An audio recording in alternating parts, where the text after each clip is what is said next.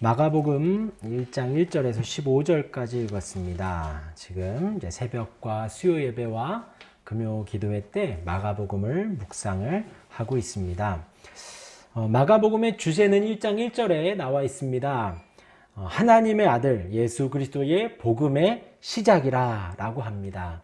이 말은 곧 앞으로 마가복음에서는 이 1장 1절에 이 말씀을 가지고 이야기를 할 거다. 그것이 무엇이냐?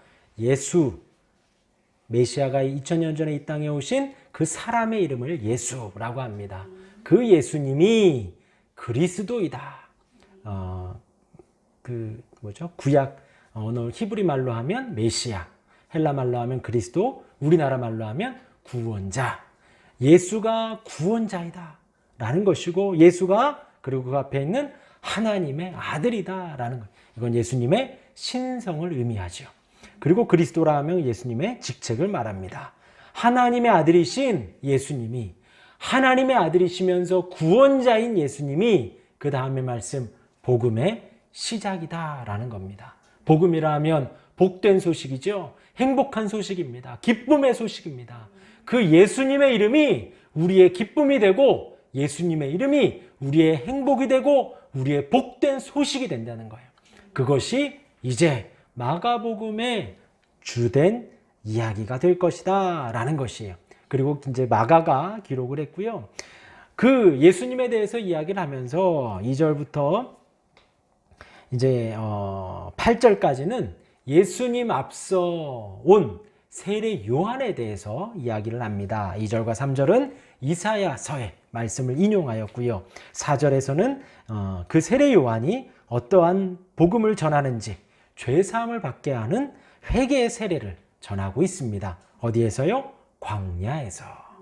그랬더니 사람들이, 그 복음을 들은 사람들이 5절에 온 유대 지방과 예루살렘에서 모이기 시작을 하는 거예요.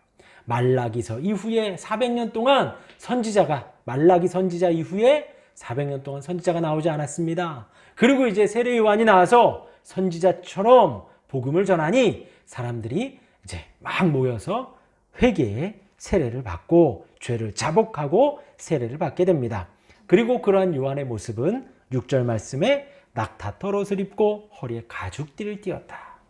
예, 추위는 피할 수 있는 아주 최소한의 옷입니다. 낙타털 옷. 그런데 볼품은 없죠. 이때 당시에 제사장들, 이때 당시에 바리새인들은 치렁치렁 화려하게 입었습니다. 그러나 세례 요한은 낙타털 옷만 입고, 그리고 움직이는데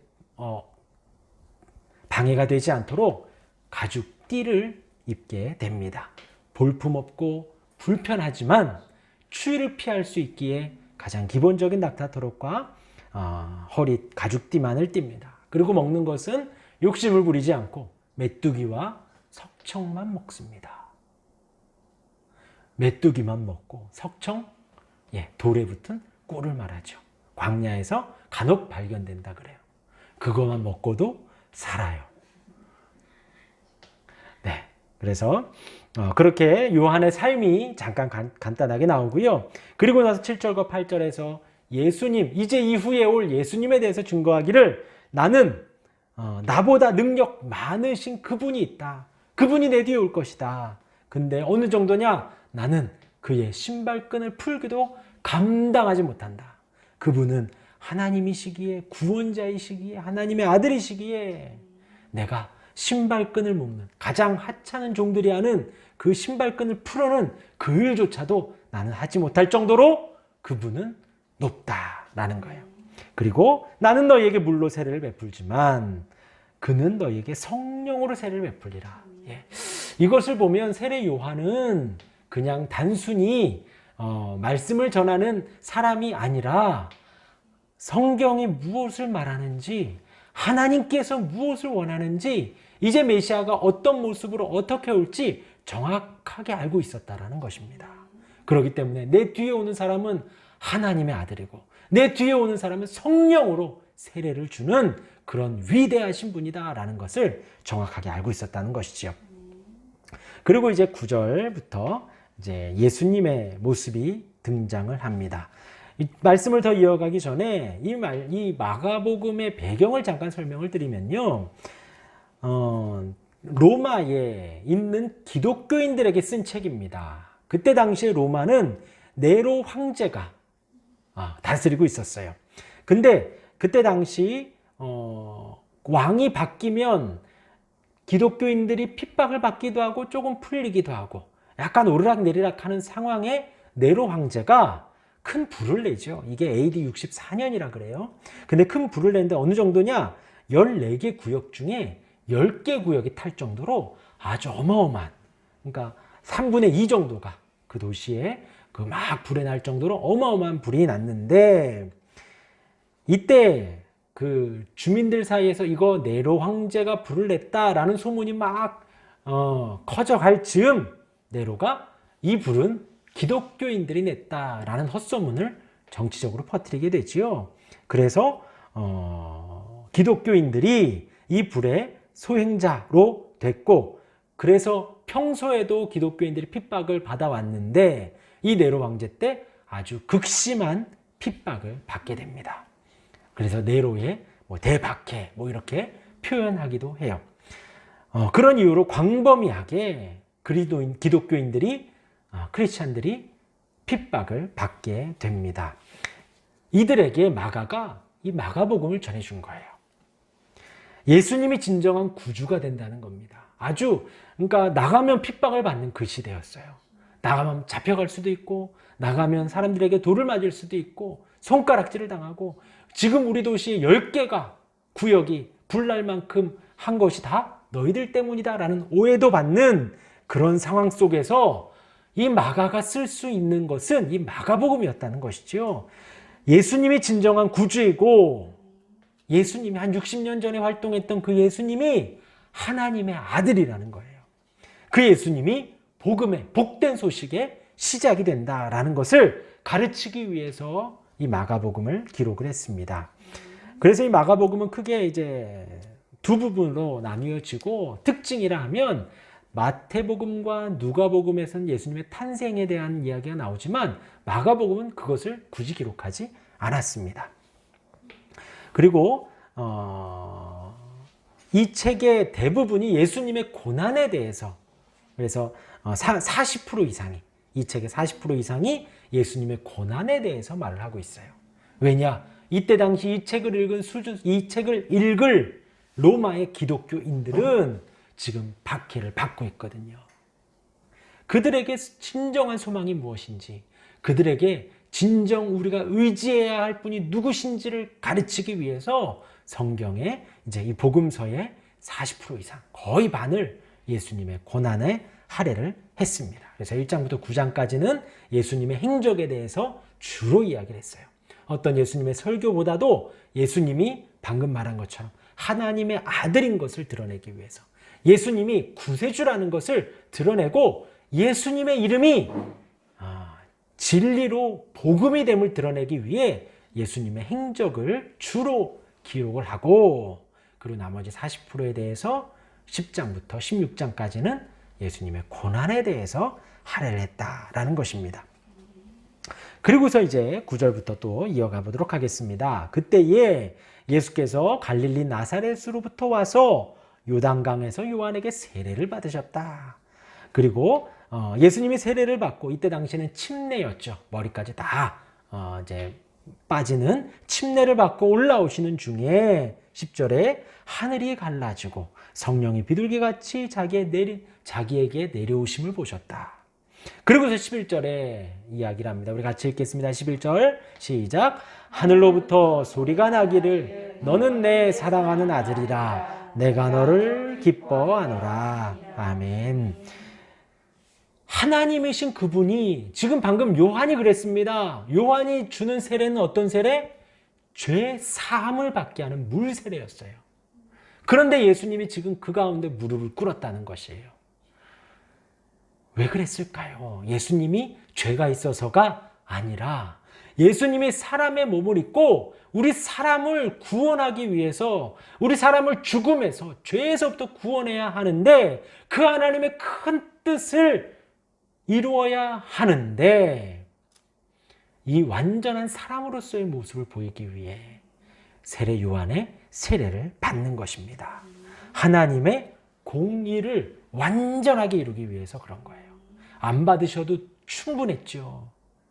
그러나 사람으로서 온전히 이루기 위해 그 세례를 받게 된 것입니다. 그래서 이 요한의 세례, 물론 다른 책에서는 마태복음과 마태복음에서는 요한이 거절하기도 하고, 내가 어떻게 세례를 받습니까? 제가 세례를 받아야 할 터인데 어찌 제가 세례를 줍니까? 라고 그런 이야기들이 나오지만, 마가복음에서는 아주 짧게 사건들을 간결하게 기록을 하고 있습니다.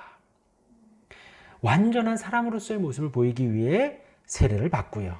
두 번째로 메시아, 그리스도라고 하면 기름 부음 받은 자라는 뜻을 갖습니다. 성경에서 기름 부음 받은 사람은 총 3사람이죠.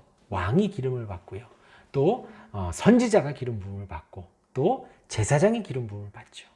예수님은 이 삼중직을 다 수행하기 위해서 이 땅에 오셨습니다. 그래서 기름 부음을 받기 위해 요한의 세례를 받으시는 것입니다. 그럴 때에 하늘이 갈라집니다. 하늘이 갈라져요. 하늘 하면 하나님에 대한 상징을 말하는데, 하나님께서 하늘문을 활짝 여신 거예요. 예수님은 하나님과 우리를 이어주는, 화목케 하시는 유일한 구주시지요. 그러기 위해 하늘문이 예수님으로 인하여 열리게 됩니다.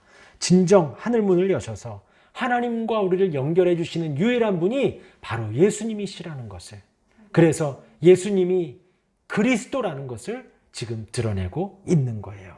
그러고 나서 성령의 비둘기가 침합니다. 이것은 지금 이제 그 이후에 11절 하반절에 너는 내 사랑하는 아들이라 하나님 아버지의 음성이 들리죠. 이것은 어떤 예수님만 들은, 요한만 들은 그런 영적인 소리가 아니라 정말 소리가 났다는 거예요.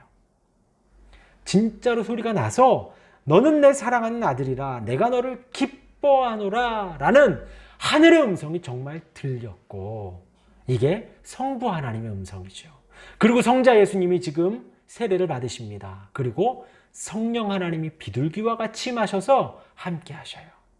이제 복음서에 기록되어진 예수님의 사역은 예수님 혼자의 단독적인 공생의 사역이 아니라 하나님 아버지가 함께 하시고 성령 하나님이 함께 하시는 그런 삼위일체 하나님이 역사하시는 온전한 공생의 사역이 된다라는 것을 이제 마가복음의 시작에서 드러내고 있는 것입니다. 참 은혜로운 말씀이에요. 너는 내 사랑하는 아들이다. 그리고 그 다음에 내가 너를 기뻐하노라. 하나님께서 독생자, 유일한 아들 예수님을 이 땅에 보내셔서 공생의 사역을 하시는데 하나님이 공언하시는 거예요. 하나님께서 직접적으로 공식적으로 인증하시는 장면이 바로 이 장면이 되는 겁니다. 그래서 생각을 해봤습니다. 아들이 있는데 너는 내 사랑하는 아들이다. 얼마 전에 그런 일이 있었어요. 얘들아, 너희들이 없으면 엄마 아빠가 정말 편하게 밥을 먹는다. 그랬더니 둘째 아들이 그럼 우리 왜 낳았어? 그러더라고요. 그래서 제가 뭐라 그랬게요. 너희들은 보고만 있어도 기뻐. 그랬어요. 아무것도 하지 말고 가만히 있어. 바라만 보면 너무나도 행복해. 그거는 진심이거든요. 물론 말을 안 듣고 힘들게 하고 그러면은 미운 마음도 들고 매도 들고 혼도 내고 하지만 내 아들이라는 그 하나만으로 바라보고만 있어도, 내 자식이라는 그거 하나만으로, 그렇잖아요. 권사님, 미국에 떨어져 있어도 보고만 있어도 영상상으로, 그리고 몇 년 있다가 돌아와도 그냥 내 옆에 잠자고 있는 모습만으로도 너무나도 좋은 거예요. 내 사랑하는 아들이라 내가 너를 기뻐하노라. 다른 어떤 깊은 신학적인 의미가 들어있다라기보다 하나님의 진심의 마음이 여기 담겨 있구나 라는 거예요. 그리고 하나님이 지금 예수님에게 말씀을 하셨죠. 동일하게 우리에게도 말씀하십니다. 우리가 예수님을 구주로 믿고 하나님의 자녀 되었어요. 하나님의 아들, 딸이 됩니다. 하나님이 우리에게 무엇을 원하실까? 하나님이 우리에게 어마어마한 것을 원하실까요? 아니요. 그냥 우리를 보고 있으면 기쁘고 즐거운 거예요. 하나님은 우리가 무엇을 해서 좋아하고 하지 않아서 싫어하고 무엇을 해서 복을 더 주고 하지 않아서 복을 거두어 가시는 분이 아니라 하나님의 자녀 삼으신 그 사실만으로 내가 너를 기뻐하노라 라는 음성을 온 세계에 선포하실 그런 사랑의 하나님이 되십니다. 할렐루야. 이어서 12절 말씀에 성령이 곧 예수를 광야로 몰아내신지라 라고 합니다.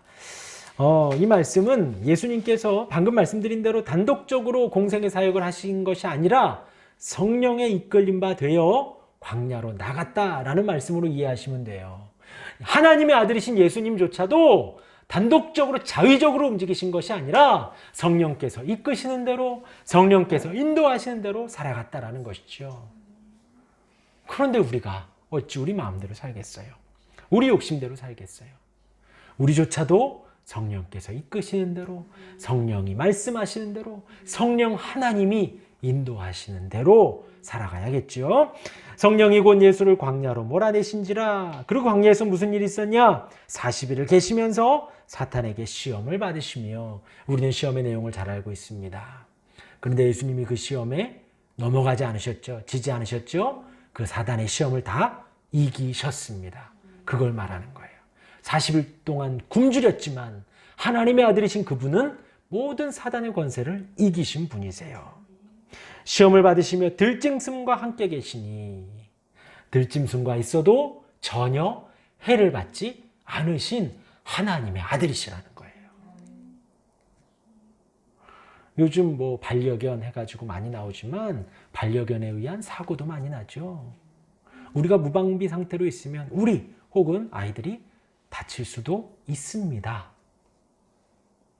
그런데 지금 예수님이 하나님의 아들이심을 나타내는 가운데 그 사나운 들짐승들 가운데 있어도 전혀 해를 받지 않았던 거예요. 왜요? 그 들짐승을 만드신 하나님이시기 때문에. 그리고 그 다음에 천사들이 수종을 들더라. 하나님이시기 때문에, 하나님의 아들이시기 때문에 천사들이 광야에서 수종을 들게 됩니다. 이어서 14절 말씀이 또 시작이 됩니다. 되게 사건들이 팍팍 진행이 되죠. 그래서 마가복음은 사복음서 중에서 가장 읽기가 쉬워요. 간결합니다. 짧게 사건들이 진행이 돼요. 그래서 여기서 곧 물에서 이 표현이 이 마가복음에서 많이 나와요. 그러니까 되게 긴장감을 높이고 바로 시작이 되고 곧 시작이 되고 이어서 막 그런 표현들이 그 마가복음에서 많이 나옵니다. 그렇게 광야에 계셨던 예수님에 이어서 바로 14절 15절에 요한이 잡힌 후 시작이 됩니다. 예수께서 갈릴리에 오셔서 하나님의 복음을 전파하는데 뭐라고 하시냐? 이르시되 때가 찼고 그 때가 무엇이에요? 14절 초반에 요한이 잡힌 후. 왕이 행차를 하면 그 앞에 전령들의 앞에 가서 왕이 온다고 소리를 지릅니다. 마찬가지로 요한의 사역이 그거였던 거예요. 예수님이 이 땅에 오실 때, 메시아가 올 때, 그리스도가 이 땅에 올 때 그 앞서서 그 길을 예비하고 준비하는 그 사역. 회개하라, 천국이 가까웠다. 회개케 하고 속죄하게 하고 세례를 주는 그 사역을 하고 요한이 잡히게 됩니다. 세례 요한의 사역은 거기까지로 마무리가 된 거예요. 그랬을 때 예수께서 갈릴리에 오셔서 하나님의 복음을 전파합니다. 하나님의 복된 소식, 하나님의 기쁨의 소식, 그것이 무엇이냐? 15절 우리 같이 읽겠습니다. 이르시되 때가 찼고 하나님의 나라가 가까이 왔으니 회개하고 복음을 믿으라. 아멘. 그때가 찼습니다. 이제 예수님이 사역을 시작을 해요. 그러면서 말씀하시기를 하나님의 나라가 가까이 왔다. 하나님의 나라 두 글자로 하면요, 천국이죠. 천국이 가까이 왔다. 천국이 가까이 왔다. 천국, 하나님의 나라, 하나님이 다스리시는, 하나님이 통치하시는, 하나님이 진정한 왕이 되는. 근데 이제 우리는 사실 왕 하면은 되게 좀 편협한 생각들이 있어요. 되게 화려한 옷을 입고 보좌에 앉아서 지시만 하는, 이래라 저래라, 막 말을 하는 그런 어떤 편협한 왕을 생각을 하는데, 지금 여기에서 말하는 예수님이 왕이 되셨다, 하나님의 나라로서의 하나님의 통치를 말할 때 우리 한 사람 한 사람의 개인적인 통치, 인격적인 통치를 말하는 거예요. 인격이라고 말씀드렸어요. 절대로 하나님이 일괄적으로 이렇게 해, 그대로 진행, 엔터, 키 그러시는 분이 아니라 우리 한 사람 한 사람에게 하나님이 왕으로, 천국으로 임해 주신다라는 것입니다. 그렇게 하나님의 나라가 가까이 왔으니, 하나님의 다스리시는, 하나님의 통치, 하나님이 왕이 되는 인격적인 하나님의 통치가 이제 시작이 되고 가까이 됐으니 회개해라, 돌이켜라. 회개하고 복음을 믿으라. 회개하라는 말은 돌이키라는 것이죠. 회개하라는 말은 자신의 전적 무능을 인정하는 거예요. 아, 나는 정말 못났구나. 나는 정말 연약하구나. 나는 정말 죄가 많구나 하는 것을 인정하는 거예요. 나는 죄가 많고, 아니 나는 죄악 덩어리구나 라는 것을 인정하는 것이 바로 회개입니다. 하나님 뭐 거짓말했어요, 뭐 도둑질했어요, 내가 미워했어요 하면서 고개 뻣뻣이 들고 두 손 높이 든 바리새인과 같이 기도하는 것은 진정한 회개가 아닌 거예요. 주 앞에 무릎을 꿇고 머리를 숙여서 저는 죄인입니다 한마디 하는 것이 진정한 회개가 되는 것입니다. 천국에 가까이 왔으니 회개해라, 돌이켜라. 그리고 복음을 믿으라. 자, 복음이 뭐라고요? 예수님이 그리스도 되심이 복음입니다. 예수님이 나의 유일한 구원이십니다. 이것이 복된 소식이라는 거예요. 예수님이 하나님의 아들이십니다. 이것이 복된 소식이라는 거예요. 그 복음을 믿으라. 그래서 제가 이 설교를 준비하면서 생각을 했습니다. 아, 하나님의 말씀을 이렇게 전해야겠구나. 하나님의 나라를 전하고 회개할 것을 전하고 복음을 전하는 것이구나. 지금 마가가 예수님에 대해서 기록을 하면서 예수님이 전한 말을 지금 1장 1절에서 15절까지 해서 마가는 정말 기도하면서 고민을 많이 했을 거예요. 어떤 내용을 넣을까? 어떤 예수님의 말씀을 넣을까 뺄까? 고민을 하다가 마가가 이 15절에서 지금 마가복음의 그 빨간 게 그걸로 시작이 되잖아요. 15절부터 시작이 되잖아요. 그죠? 예수님의 많은 말씀들을 다 뺐어요. 그리고 가장 엑기스와 같은 이 15절 하나를 딱 넣은 거예요. 우리들에게도 2000년 지난 우리에게도 너무나도 중요한 말씀이라는 거죠. 하나님의 통치가, 하나님의 나라가 가까이 왔으니 회개하라는 거예요. 머리를 숙이라는 것이죠. 하나님이 위대하시고 나는 연약함을 인정하라는 거예요. 하나님이 전능하시고 나는 무능하다는 것을 인정하는 거예요. 하나님이 거룩하시고 나는 속되다라는 것을 인정하라는 거예요. 그리고 복음을 믿으라. 유일한 구원자 예수 그리스도를 믿으라는 거예요. 자, 다시 분위기를 환기해서 이 말씀이 누구에게 증거된다고요? 로마에 있는, 핍박받고 있는 그리스도인들에게. 그들에게 있어서 사실 소망은 없습니다. 집도 편안하지 않아요. 길을 나가도 편안하지 않습니다. 학교를 가고 회사를 가고 어디를 가도 어디서 나를 공격할지 몰라요. 어디서 핍박이 시작될지 모릅니다. 그들에게 마가가 이야기합니다. 예수님이 유일한 구원이고 소망이라고. 그 어떤 것, 정권이 바뀌는 것이, 그 어떤 것이 옆에 있는 사람이 나를 핍박 안 하는 것이, 그것이 복음이 아니라 예수님이 복음이라는 거예요. 그 말은 곧 어떤 상황과 환경이 와도, 어떤 핍박이 내가 처해져도 예수님이 나의 위로가 되고 기쁨의 소식이 되고 복된 소식이 된다는 거예요. 아주 신비로운 소식입니다. 그래서 예수님을 믿으며 입가에 미소를 띠고 순교자의 삶을 가는 거예요. 목을 메고 또 칼이 날라와도 당당하게 예수님이 소망이고 예수님이 기쁨이고 예수님이 복음이기에 그 길을 갈 수가 있는 것입니다. 마찬가지입니다. 지금 우리에게도 너무나도 필요한 소식이에요. 지금 뭐 과학이 발달하고 사회가 발전해도 마찬가지예요. 우리 마음 안에 공허함이 있고 우리 마음 안에 어려움이 있고 어떤 목사님이 그래요. 제가 부럽다고. 제가 뭐 힘든데 제가 부럽대요. 이상해요. 그래서 생각을 했죠. 아, 나도 누군가 부러운 대상이 있는데 그 사람도 똑같겠구나. 내가 뭘 보잘게 있다고 나를 부러워할까? 내가 보기엔 그분이 더 부러운데. 그러니까 외관상으로 절대로 뭐 그런 게 없다라는 거예요. 이따 메뚜기가 석청 먹고 낙타털옷 입어도 행복하고요. 가장 비싼 옷 입고 막 화려하게 치장을 해도 불행하고 어렵고 힘들다는 거죠. 그런데 어느 누구 남녀노소 빈부격차 누구를 막론하고 복음이 되는 분은 바로 예수 그리스도라는 거예요. 예수님이 구원자가 되시고 예수님이 소망이 되고 예수님이 사랑이 되고 예수님이 믿음의 근원이 되고 예수님이 전능하신 하나님이 되셔서 우리를 죄악 속에서 건져주시고 죽음에서 구원해 주시는 유일한 이름이 바로 예수님의 이름이 됩니다. 그 예수님을 온전히 의지하는 저와 여러분들 되기를 주님의 이름으로 축원합니다. 아멘.